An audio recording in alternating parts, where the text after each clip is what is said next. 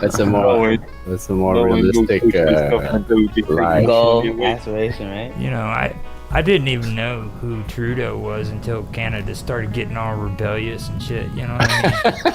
Like, it was like, who the hell is this guy? He was like, Well, you didn't see him when he was all friendly on Melania Trump, or Melania Trump was gushing over him.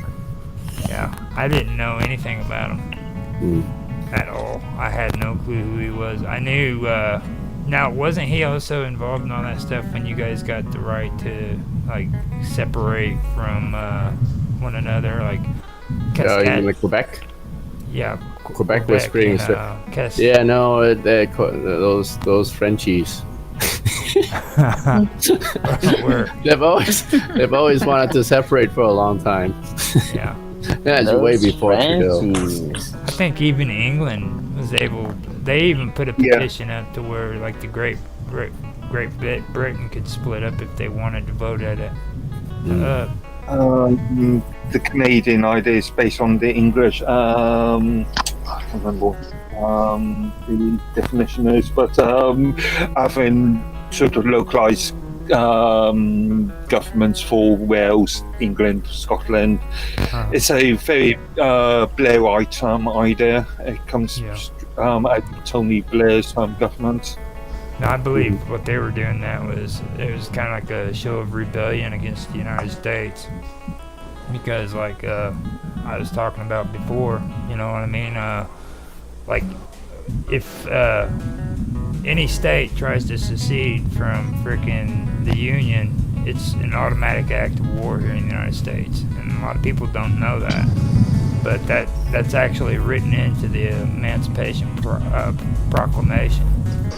Okay, and that happened after the Civil War, and a lot of during that time period, a lot of people were talking about that. Like, you'll hear rumors around here about Texas wanting to separate from the United States and shit like that. And I think California, there was even people saying that about California. I heard about the Texas. I had no idea about California, but I thought California was already separate. Like, we wanted California out, not... Oh, everybody here wants California. I don't want California. If they want to go. You know, that's kind of like... they do a lot of questionable stuff. Sounds a lot like Quebec. Now, interestingly, the term I was thinking of was delusion, and arguably that's consider the idea of devolution could be taken to an extreme, as we're seeing in Scotland and England and Wales at the moment, where you've got Scotland, England, and Wales have their own technically their own education policies, even though the Department of Education is a UK-wide agency or government agency department. Now, with Britain though, that I've actually got to take that back too, because if I remember correctly, all that was going on right around the time of what was it? It was where they were splitting off from the EU.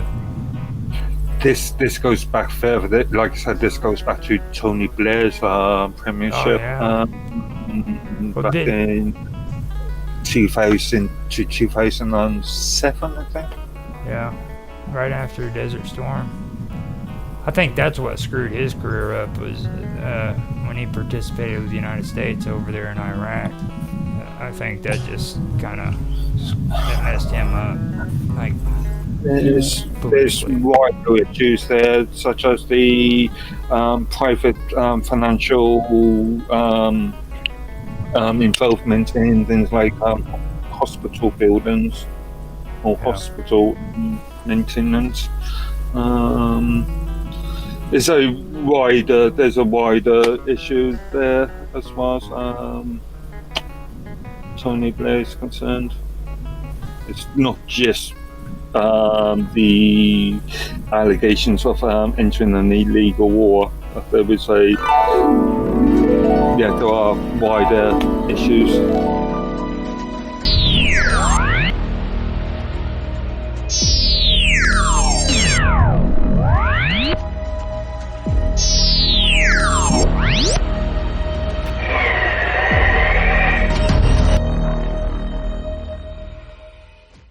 Yeah. Well, I mean, I see it with him mostly. Like, he was no worse than Margaret Thatcher. I mean, you want to talk some horrible shit, man. Margaret Thatcher was, she was pretty devious. She Again, the whole perspective. The issues in relation to closing down coal mines stretches back to something like 1972. Yeah. I think that was Howard Wilson's. Well, could be. I think Howard Wilson's government. There was quite a few strikes in relation to poor payment and poor safety conditions as far as coal mining was concerned. 72. Yeah.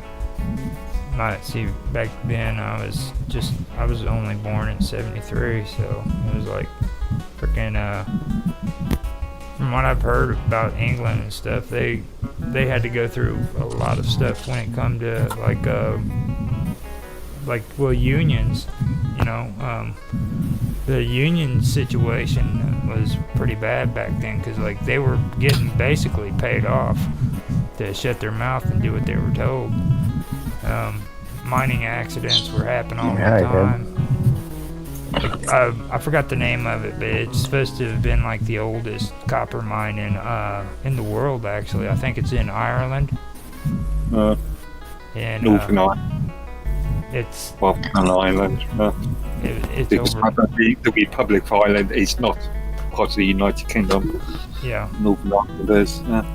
But there was, I mean, because it was happening everywhere over there, basically, and just if you want to talk about like the UK, you know.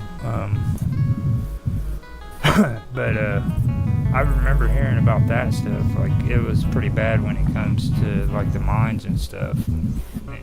They ended up shutting that one down in like 1982, I think. And that mine was running for almost 2,000 years. I mean, literally, it was running for 2,000 years, and they shut it down. It's like just sitting there. It's one of the biggest freaking copper ores in the world. Talking of mining, there's some really amusing things happening at the moment because of the so-called global warming crisis. The alleged global warming crisis.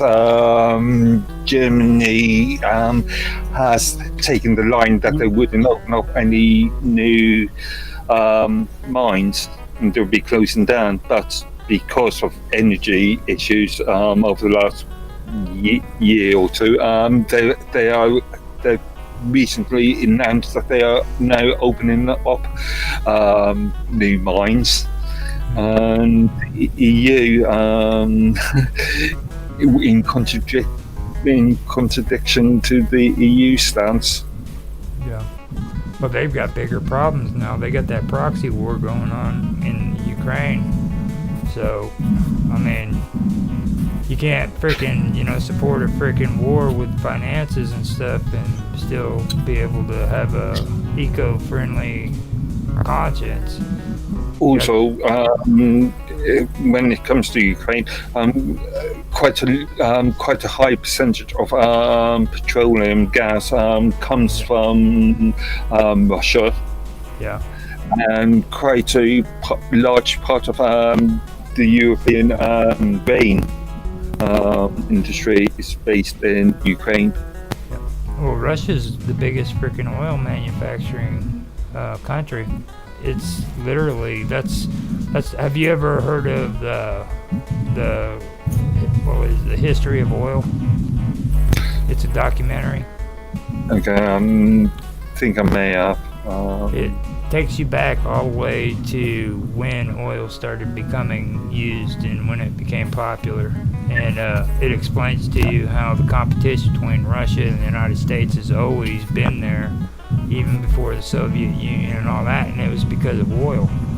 Okay, Russia has always had the abundant amounts of oil, and that's the one thing that a lot of these magnates that freaking are into oil have always wanted. Like they start talking about Morgans.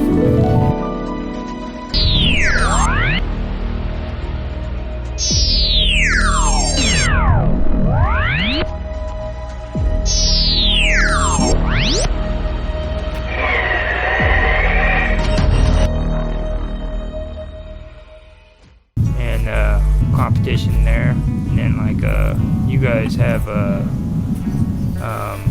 the Rothschilds with what is that freaking gas company there in England, Citgo, Yeah. I think is what it is. I thought it was Exxon. Exxon, yeah, Exxon Mobil. I could go into a long discussion about OPEC. The creation of Saudi Arabia in the 1920s, the creation of Palestine, and the Belfast Treaty. But again, that's a very convoluted, long arc. That'll be a very long and convoluted arc. That's all synced into it.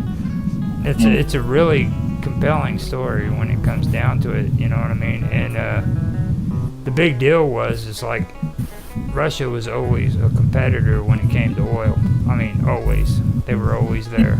And that's one of the issues that's going on right now when it comes to that. Because it was okay, you know, for all these eco-environment friendly freaking countries if they could ship it out of Russia and then blame them for freaking, you know, polluting the country.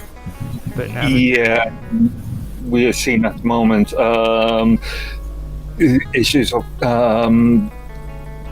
oil being bought by India and then from Russia and then being sold to Europe. So the politicians can say we aren't buying from Russia, even though they are in effect buying from Russia.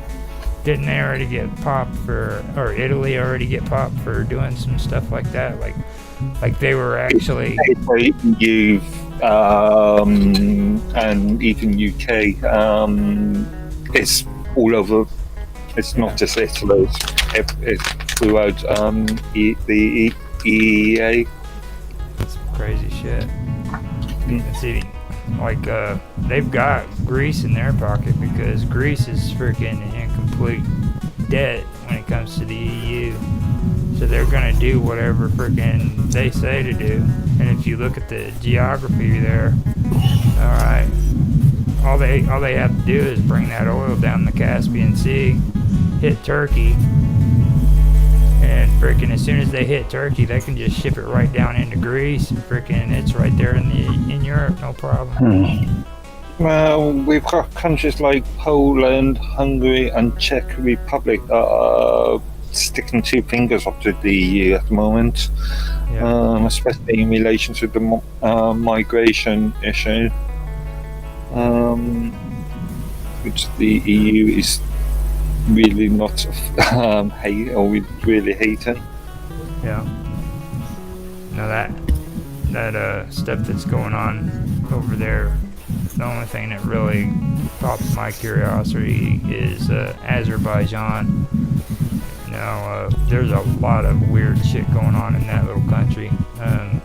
That's one of the places where Korea was able to get their nuclear weapon.